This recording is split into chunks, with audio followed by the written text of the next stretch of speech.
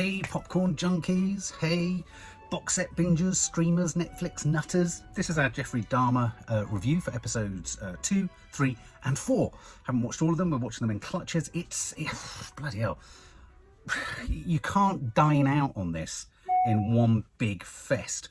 Though I have to confess, quite a few people have just gone and watched this back to back. I don't know how you could do it. It's literally it's like gorging without any sort of pun intended on just the richest or most awful diet of kind of excess and just awfulness. And now this is the series by Ryan Murphy, written by Ryan Murphy, directed by a host of different people, including Jennifer Lynch directed one of the episodes that we're reviewing. I think episode 4. Jennifer Lynch? Yeah, Jennifer Lynch being David Lynch's daughter. And so, yeah, we did episode 1. I thought episode 1 was a really successful, really tight, really thoughtful, stressful, and incredibly nuanced, almost standalone film, which was a top drawer lesson in tension building and sort of claustrophobia and the psychopathy of a serial killer, coupled with the survival instinct of a potential victim. It's absolutely sensational. And I talked a lot in that review about the idea that Ryan Murphy, who was responsible for American Horror Story, Nurse Ratched, the series Ratched, he's done a host of other stuff too. I think he's a producer on the crime series, the O.J. Simpson one and the Versace one. But this one, he's quite fingers into this. And my worry or my fear was that this whole series was going to become a Ryan Murphy fest. It tends to end up becoming quite a sort of camp, almost exploitative kind of, I don't know, sort of romp. I mean, as if you could use that phrase. But he sort of manages to turn sort of really awful things into sort of quite light-hearted, rompy sort of stuff. And I thought, well, he can't do that with this. And episode 1, I very much felt he didn't. However, and this is a big however, get to episode 2 and we are gonna we sort of, you know, this the structure is kind of curious. It doesn't just go, I thought we were going to go right back to the beginning and then we were going to just move you know, chronologically through his life, but we do go back to the beginning. We do go and meet the younger Jeffrey Dahmer, but we also jump forward in time to another murder, and we jump back in time, we jump forward in time, so it's quite staggered and it sort of spurts in different directions in terms of the timeline, where we're at in the timeline and what have you. So in episode 2 we get a second attack, or second sort of victim, which is the 14-year-old boy he pulls in front of the liquor store. And this boy, he lures back, like he did with the final victim, with you know, do photos for money and all that kind of stuff. And whilst in there, he kind of essentially drugs this guy or gets this guy drunk and then drills a hole in his head, pours water and acid into his head. I mean, yeah, God almighty. I mean, apparently he did this to kind of almost zombify his victims. Horrendous. But even this boy managed to partially or almost escape. One thing Jeffrey Dahmer didn't ever seem to think through was his front door, or the lock to his door. And there's a weird detail in there, because when you start to unpack some of the narrative events in these 3 episodes, or what happened in his life, you think, well, that can't have happened. But of course it did happen like that, because this is telling as true a story as possible. Obviously it's embellishing what was said and all that kind of stuff. But he managed to, so this victim, 14-year-old boy, manages to escape. But the neighbours find the boy on the street. The police come, and he could be, you know, Jeffrey Dahmer could have been rumbled at this early stage, but he manages to get away with saying he's my boyfriend. He's older than he looks, and despite the protestations of his black neighbours, and this is what I do think is kind of culturally interesting, is Jeffrey Dahmer clearly managed to get away with a lot of what he did based upon exploiting or taking advantage of the latent racism within the local police force in Milwaukee. So the police ignore his neighbours, and he drags him back in, and so on and so forth. You have another death. Then we do cut back to Jeffrey Dahmer the boy, and Jeffrey Dahmer the boy is a cutie. I'm sorry, he's a cutie. He's got glasses. He's a cutie, and it's that terrible dilemma of, in the telling of any story of a monster, at what point is the monster responsible for their monstrosities, and at what point are they merely, you know, being created? They're a consequence of their environment. They are, you know, they're an innocent bystander, an innocent victim of things happening to them or not happening to them. And so we're introduced to the young Dahmer who, has got the big spectacles on and what have you. He takes big tadpoles up to his teacher in class. Did anyone else think, where do you get tadpoles that big? They were giant. Anyway, he gives them to the teacher, whereas other students are giving her apples, teacher's pet. He gives her tadpoles. She finds that a bit odd. She gives them to other kids in the class, and he realizes that people can't be trusted. We get a distinct sense that, Jeffrey Dahmer, the boy, was not only let down by kids and let down by teachers, but he was obviously let down by his suicidal pill-popping mother. Whew, yeah, she was something. His workaholic, love-avoidant father, forever just leaving through the door, getting out of there, wanting to escape his mad wife and just ignoring his children. But the father was incidentally responsible for introducing Dahmer to the idea of roadkill and raccoons and chopping things up and going into the garage and looking at their entrails and pulling them out and all that kind of stuff. Sometimes I watch these things and I think to myself, thank God I didn't have a dad. I really do, because, on the one hand, you always think, oh, I wish I knew my dad. But then on others, you think, God, he could have been such an arse.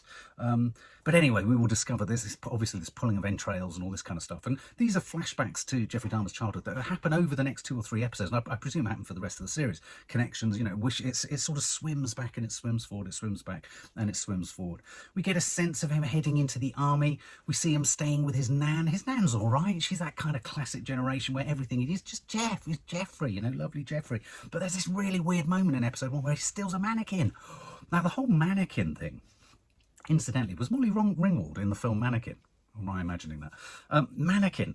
He steals a mannequin from a shop. Obviously homoerotic. He wants to stroke the body. It's a perfect body. But most interestingly of all with the mannequin, it comes in bits, doesn't it? You can disattach bits. You can take bits apart. And you begin to start to think that clearly Jeffrey Dahmer, the serial killer, at an early stage, had it programmed into him, this idea that the body, a little bit like an action figure, is merely a sort of skeletal construct to just kind of, it's an articulated kind of form, like an action figure. And those parts can be pulled off, and it doesn't really matter that those parts as a whole create a human being. He just likes the bits. He's interested in the body parts. And so he snaffles away this mannequin. There's one particular scene where he's got these yellow, it's in the poster, the yellow contact lenses, and I didn't realise. It kind of put me off Return of the Jedi. He was a huge fan of Return of the Jedi, and of course these contact lenses were his sort of riff on the eyes of the Emperor Palpatine, which is a bit, God, those contact lenses are a bit freaky, a bit horrible. And so, episode 1 really started to introduce us to this dysfunction, the dysfunctionality of his idea of what people are, what bodies are, and you get a sense already of his relationship with his parents, or his lack of relationship with his parents, and the way in which so many of these things, so much bad behavior or traumatic behavior can contort into terrible actions. I mean, thank God. I mean, so many people experience trauma as children, and thank God the vast majority of them don't go this way. I mean, what is it? Well, that's when you start to ask questions about, is there such a thing as evil? If you've got this heady mix of ingredients, which is trauma, the lack of nurture, abandonment, abuse, whatever, but then you need that added ingredient of evil actually thrown in there for it to actually sort of, for like a chemical explosion to sort of erupt into this awfulness. Jeffrey Dahmer, episode 3, we get more background. His mum is going more and more sort of crazy. She thinks she's being abducted by UFOs, seeing UFOs. She has fights with her husband. There's, they pull knives out, all this kind of stuff. There's a scene where Jeffrey Dahmer is, it's not just roadkill, but he goes fishing with his dad, and he cuts open the sort of body of a fish, and we get the entrails. And out of the entrails, he actually finds the entrails of a fish more sexually arousing than a porn mag. Something's up here. I mean, I think it's in the next episode when he's in the army, I think, or there's a prison psychologist or someone says to him, maybe it's around when he's caught masturbating, someone says to him, that apparently, it's a thing, shiny, an attraction to wet, shiny surfaces. Oh, I mean, really? Could that be why wet t-shirt? Oh, all that kind of stuff. We cut back to when he was at school. He's the kid at school. Well, he's a kid at school who asks to take a pig's body home to dissect. I mean, talk about it being enthusiastic. I think the teacher even says, God, I've never had anyone ask for that. He would impersonate disabilities in class. So this episode's called Doing a Dahmer. I think it's the idea that, he could impersonate, he would see no harm in impersonating people with disabilities. His parents' divorce, terrible moment where Jeffrey Dahmer is left by his mum. classic kind of, you could say, cod psychology. And when you see each moment in his life story develop, you think, not that obvious old trope. I mean, so many aspects of this story, if a writer came to you with it written in script form, you go, no, that's too obvious. Or no, that, there are many moments where, for example, he could have easily, we'll talk about, be picked up by the police, and you're like, no, come on, that's too, he wouldn't have got away with that, but he did. And I think that all feeds into his sense of never feeling he could be caught. But anyway, his sense of abandonment, his sense of isolation, his parents' divorce, his dad's still an avoidant, his mum's buggering off with his brother, and so he's kind of essentially left on his own. And he starts drinking a lot. He starts doing bodybuilding. God almighty, sounds like me when I was younger. Honing his body. There are a couple of scenes where he's got driving past a jogger, and he runs out with a baseball bat, and he goes to hit him. And I thought, God, that was a bit bizarre that he didn't actually hit him. And then he does pick up a hitchhiker, but a hitchhiker who's kind of going to a local festival, and it kind of again it's threaded into this, and it doesn't surprise me that this is threaded into it, given Ryan Murphy's involvement, is the idea of sublimated, homosexuality. This was a time when you couldn't come out. This was a time when it had to be driven underground. I don't think Ryan Murphy's suggesting that part of the drive for his sort of psychopathy was his inability to be openly gay, or the fact that he perhaps struggled himself with the idea of being gay. Though perhaps that was part of the Jeffrey Dahmer sort of, maybe that's how he internalized all his own issues.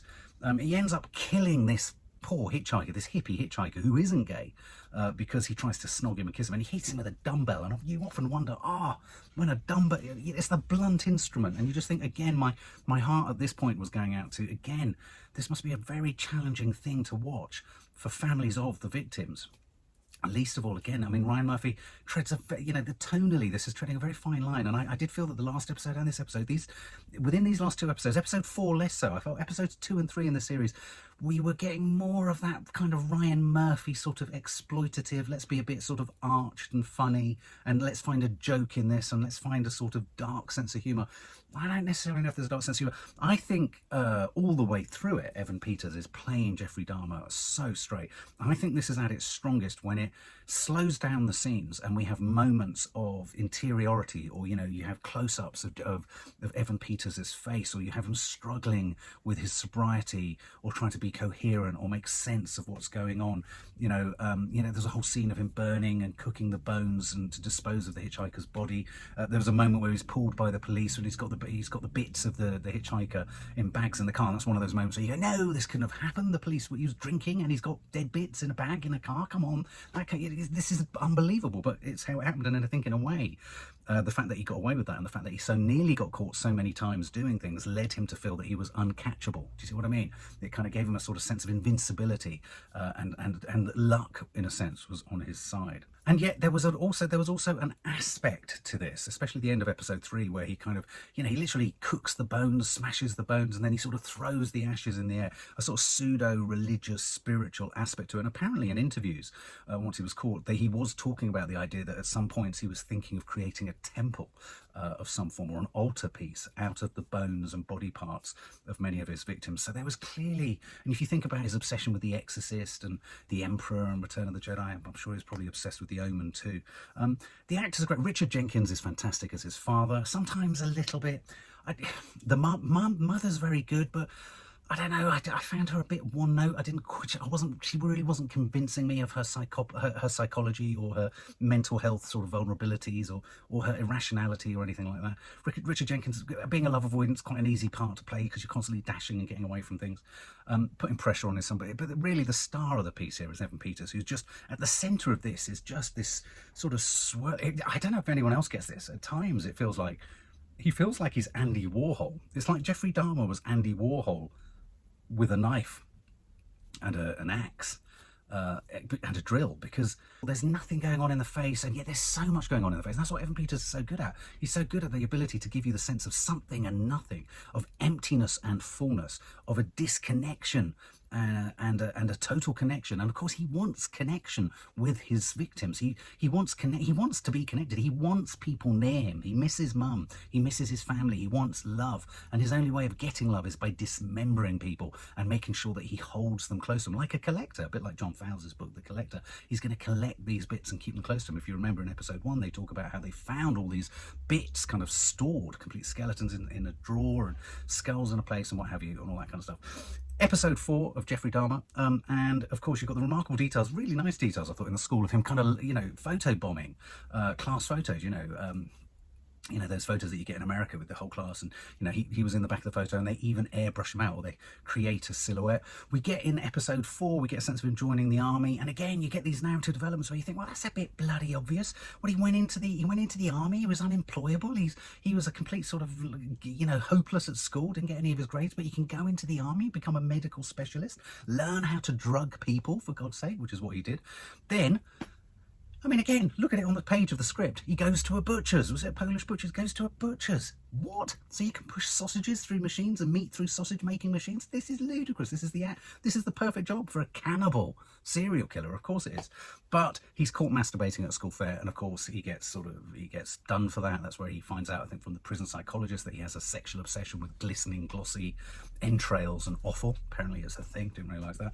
Loses that job, but then he gets a job he gets a fucking job in a laboratory where he's processing, taking blood from people. And there's the most chilling scene. I thought it was a very powerful and horrendous scene that really makes you, the consistency of the blood, that he takes home 4 or 5 packs of blood plasma, and he just stands and he just drinks it, and it's like you sit there thinking, was he a vampire? Was there vampiricism going on here? What the hell?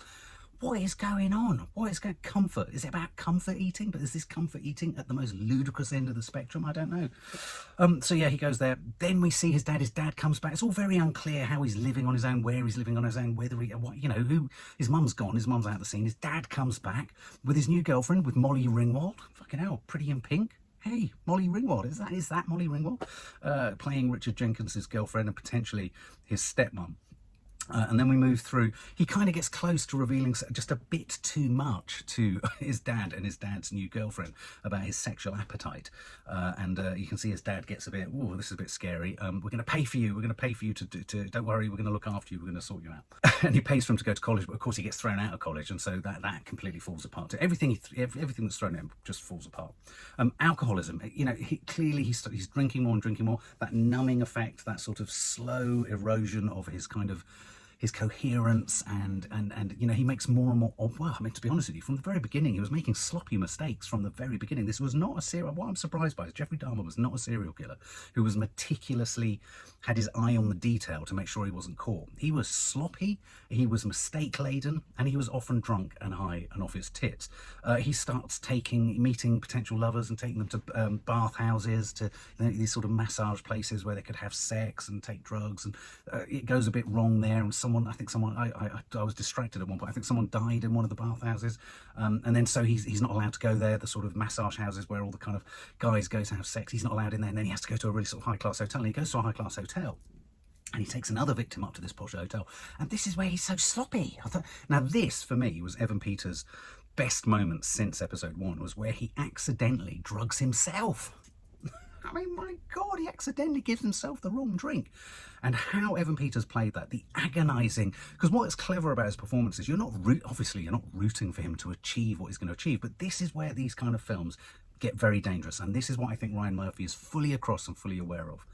When you commit to something like this, there's a terrible transactional relationship between the viewer and a drama like this, which is, I'm sitting here, I'm giving you my time, and I'm giving you my Netflix subscription for you to offend me. And I want to be offended, and I want to see what I've come here to see. And what have we come here to see? We've come to see, presumably across a 10-episode series, death and murder. And I think that's a really difficult rubric to kind of deal with, because on the one hand, you're, as a viewer, going, this is terrible, this is awful, I'm not sanctioning this. And then another part of you, through great performances, through all of the drama, the music, the narrative, the setup, you're going, okay, okay, and what? And okay, you could argue, well, it's happened and we're portraying. But I think there's a bit of a sleight of hand. I think there's a bit of dishonesty going on here. This isn't for the greater good of the world. This is for straight up lurid entertainment. And you have to kind of morally just go, all right, well, I'm sitting with this. And that's what happens in this scene. So you're not rooting for him, but you are rooting for him. You're thinking, fucking hell, he's going, Evan Peters, well, what's he done? He's drugged himself. And so you're in this curious place where you're kind of going, no. And then, of course, he wakes up. And boy, talk about rock bottom. When he wakes up, when he comes round in the hotel room, and there's just the brilliant shot. It was just a brilliant scene of him losing control, trying to maintain control, trying to regain control, ferociously getting sort of almost sobering himself up so that he could actually kill this guy or drug this guy. And then the following morning we wake up and there's a very slow camera, really nice sort of crabbing back camera reveal of a scene of total devastation, and which incidentally and interestingly, because of his alcohol intake, yes, Jeffrey Dahmer's killed someone, but he can't even remember the joy of killing him, and he can't remember the connection that he may have made with him. You know, even if there's a thrill to the kill, he's lost it due to his drinking. So he wakes up to a hell of a mess. Sadly, this victim is put into a suitcase, and later in the film you have this most sort of, I'd have thought, almost emblematic, iconic moment where obviously he dismembers the body. He puts bits here, there and everywhere. He takes them to his nan's house, takes them into the basement, and he has this head, the head of the victim, and he kisses the head of the victim. I think this is the episode directed by Jennifer Lynch, David Lynch's daughter. But interestingly, the head, I think, goes into a box of family keepsake photos of his father, thus bonding and fusing that real idea or that connection between his feelings of loss and love towards his family and his obviously incredibly contorted sense of trying to find love through loss in his killing sprees and these contorted relationships. I mean, for him and his screwed up serial killer head, he's striking a relationship with these body parts like he did with the mannequin. Just because they're body parts to his head, these are bits of the same thing. If I keep the bits, then they're close to me and they won't leave me like Mummy did. For more film and family fun, don't forget to click the subscribe button and make sure to click the bell to never miss an update.